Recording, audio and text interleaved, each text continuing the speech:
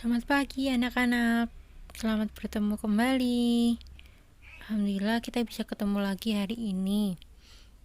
Sebelum ibu mulai pembelajaran, alangkah baiknya kalian bersihin dulu tempat duduk kalian, rapihin bajunya agar lebih nyaman kita nanti belajarnya. Baik, bisa bersih-bersih mulai sekarang ya.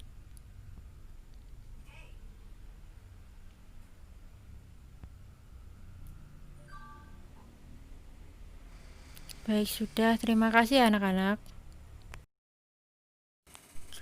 Baik, alangkah baiknya sebelum ibu mulai materi, kita berdoa dulu bersama-sama agar Allah ridho akan apa yang akan kita lakukan hari ini, dan pembelajaran kita hari ini nantinya akan menjadi berkah dan kita semua mendapatkan ilmu yang barokah.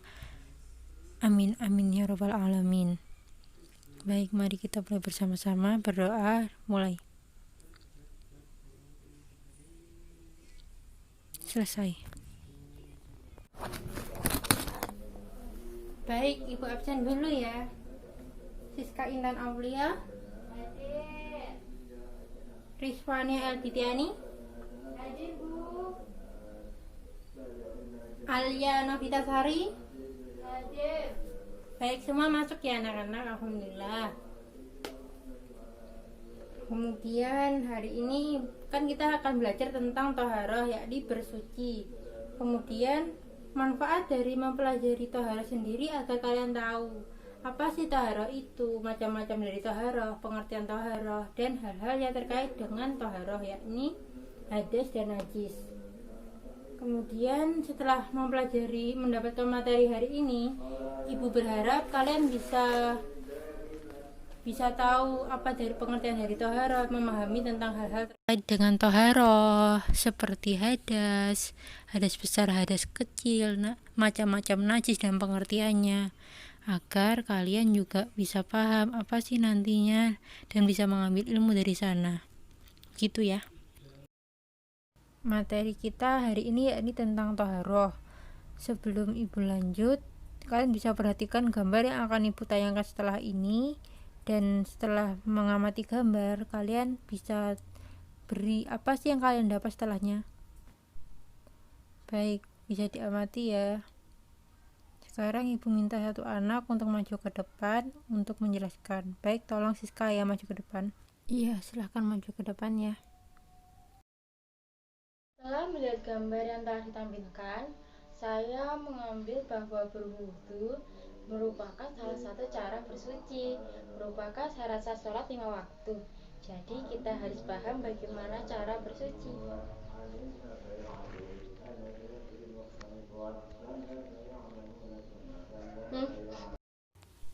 Baik, terima kasih untuk Mbak Siska atas penjelasannya ya, untuk telah maju ke depan. Sekarang ibu ingin menyampaikan materi terkait toharoh. Jadi toharoh itu artinya bersih, sedangkan menurut istilah syara, toharoh adalah bersih dari hadas dan najis.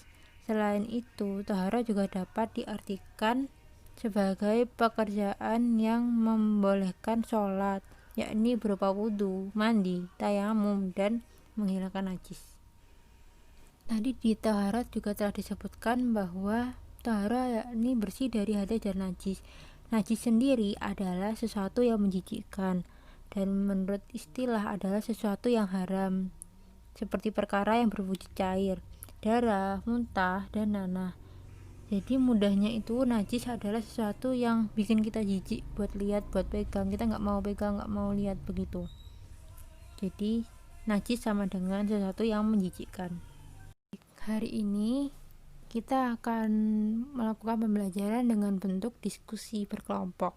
Jadi sekarang ibu minta kalian berhitung dan membentuk kelompok. Jadi ibu butuh 3 kelompok. Sekarang silahkan berkumpul dengan kelompoknya. Kelompok 1 membahas tentang najis mughalladah, kelompok 2 tentang najis mukhafafah, dan yang terakhir kelompok 3 membahas tentang najis mutawassithah. Sekarang kalian bisa bergabung dengan kelompoknya dan berdiskusi tentang macam-macam najis yang telah ibu bagi per kelompoknya. silahkan mulai berdiskusi, dan nanti satu perwakilan dari kelompok bisa maju ke depan untuk menjelaskan hasil diskusi kalian. Terima kasih. Teman-teman, saya Siska dari kelompok Najis Mughaladoh. Najis Mughaladoh adalah najis besar. Contoh dari najis Mughaladoh adalah seperti anjing, air liur anjing, makan babi, terkena babi. Itu contoh dari najis Mughaladoh.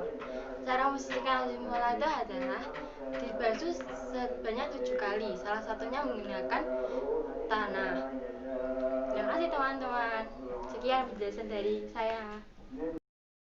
Baik, terima kasih untuk Mbak Siska atas penjelasannya dan kelompok 1 atas diskusinya ya.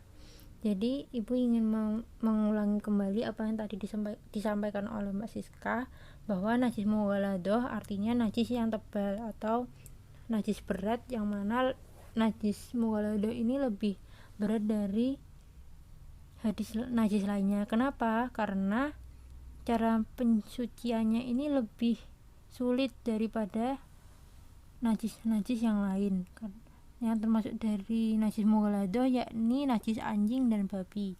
Jadi misalnya kalau kita tidak sengaja terkena air liur anjing misalnya di jalan, lalu gimana cara kita mensucikannya?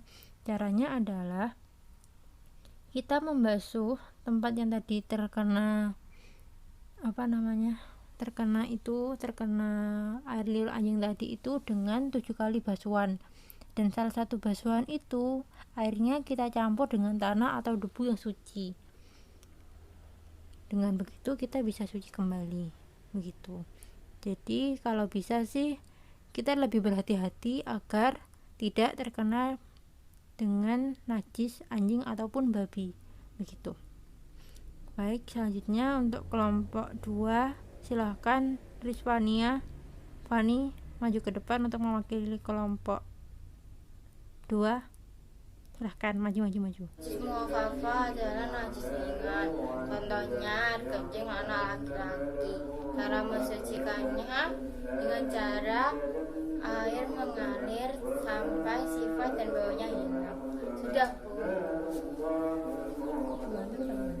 Baik, terima kasih untuk Fani atas penjelasannya. Walaupun penjelasan dari Fani tadi agak kurang tempat ya anak-anak, tapi nggak apa-apa Fani, karena kita masih belajar. Fani masih belajar, teman-teman yang lain juga masih belajar, jadi salah adalah hal yang biasa. Lain kali Fani bisa belajar dari kesalahan Fani hari ini untuk bisa lebih baik lagi tentunya. Baik, Ibu akan meluruskan apa tadi yang disampaikan oleh Fani ya. Jadi najis mukhaffafah adalah najis ringan. Nah, yang termasuk dari najis mukhaffafah itu sendiri ialah kencingnya anak laki-laki yang belum pernah makan makanan apa selain susu ibunya. Jadi misalnya kalian punya adik bayi. Nah, adik bayi laki-laki ini mereka masih minum ASI dari ibu kalian, belum makan bubur, belum makan pisang atau yang lain-lain. Nah, air kencing dari bayi laki-laki ini tadi termasuk dengan najis mukhaffafah. Nah, cara pensuciannya yakni dengan memercikkan air pada benda-benda yang terkena air kencing tadi. Tapi perlu diingat juga kalau misalnya yang kalian punya itu adik bayi perempuan, walaupun adik bayi perempuan ini belum makan atau belum minum suatu hal apapun itu, misalnya adik kalian di rumah itu adik perempuan. Nah, adik perempuannya ini belum makan apa-apa nih sebelum cuma minum ASI aja, tapi kencingnya ini tidak bisa disebut dengan najis mukhaffafah karena air kencingnya bayi perempuan ini setara dengan air kencing orang dewasa. Jadi cara pensuciannya pun berbeda dari najis mukhaffafahnya kencing bayi laki-laki yang tadi. Cara pensucian dari kencing bayi perempuan ini dihukumi sama dengan kencingnya orang dewasa. Jadi penghukumannya pun, cara mensucikannya pun sama, tidak bisa sama dengan orang dewasa, jadi tidak bisa disamakan dengan bayi laki-laki. Baik, sekarang kelompok 3, yuk maju perwakilannya. Alia, ayo maju Alia. Ini akan menerangkan tentang najis mukhafafah. Najis salah. Maksudnya mutawasitoh, teman-teman. Najis mutawasitoh adalah najis pertengahan antara najis mukhaladoh dan najis mukhafafah. Najis mutawasitoh yang lain daripada kedua macam yang di atas. Najis ini dibagi menjadi 2 bagian, yaitu najis hukmiyah dan najis ainiyah. Najis hukmiyah yaitu yang kita yakini adanya tetapi tidak nyata. Zat, bau, rasa, warnanya seperti kencing yang sudah lama kering sehingga sifat-sifatnya telah hilang. Cara mensucikan najis ini cukup mengalirkan air di atas benda yang kena itu. B. Najis ainiyah. Najis ainiyah yaitu yang masih ada zat, warna, rasa, dan baunya kecuali warna atau bau yang sangat sukar. Menghilangkannya sifat ini dimaafkan cara musnah ini hendaknya dengan menghilangkan zat, rasa, warna, dan baunya. Sudah, sekian ya jadi saya, teman-teman. Dadah.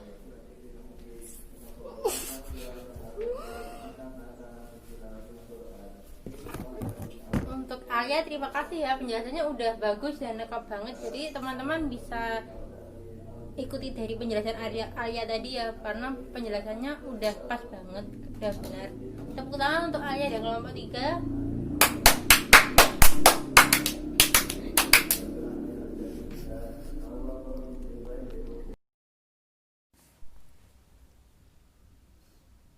Baik, materi hari ini sudah selesai disampaikan ya. Sebelumnya Ibu mau minta satu anak untuk menyampaikan kesimpulan dari pertemuan kita hari ini. Ayo, siapa yang mau maju ke depan untuk menyampaikan kesimpulan? Bisa maju ke depan ya. Kesimpulan dari pembelajaran kali ini adalah bahwa toharoh itu bersuci dari hadas dan najis.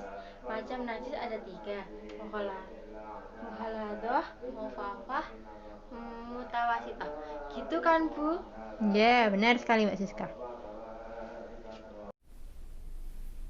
Alhamdulillah, terima kasih untuk Mbak Siska yang telah memberikan kesimpulan terkait pembelajaran kita hari ini. Jadi Ibu akan mengulangi kembali bahwa mengapa kita penting belajar tentang toharoh atau bersuci, karena toharoh ini menyangkut tentang kesucian terkait ibadah-ibadah yang harus kita lakukan. Jadi kayak toharoh, jadi di dalam toharoh itu kan ada wudhu. Wudhu itu adalah salah satu syarat sholat adalah suci. Jadi kalau kita tidak belajar tentang toharoh, kita tidak tahu cara mensucikan hadas dan najis. Dan jika kita tidak dalam keadaan suci, kita tidak dapat melakukan sholat. Kalau kita nggak sholat kita tidak diterima. Bagaimana kita bisa melakukan ibadah-ibadah yang diperintahkan oleh Allah, yang diwajibkan untuk kita? Jadi mulai dari itu kita harus mau dan belajar terkait toharoh. Begitu ya anak-anak. Kemudian alhamdulillah pembelajaran kita hari ini sudah selesai tentang pengertian macam-macam toharoh, najis, serta hadas. Kemudian minggu depan Ibu minta kalian mempelajari lagi bagaimana tata cara dari tayamum dan berwudu. Kemudian minggu depan kita akan membahas kembali tentang tata cara berwudu serta tayamum dan mempraktekannya. Jadi persiapkan diri kalian, jangan lupa untuk belajar di rumah ya anak-anak. Baik, kita tutup pembelajaran hari ini dengan doa kafaratul majelis. Alhamdulillah. Terima kasih. Wassalamualaikum warahmatullahi wabarakatuh.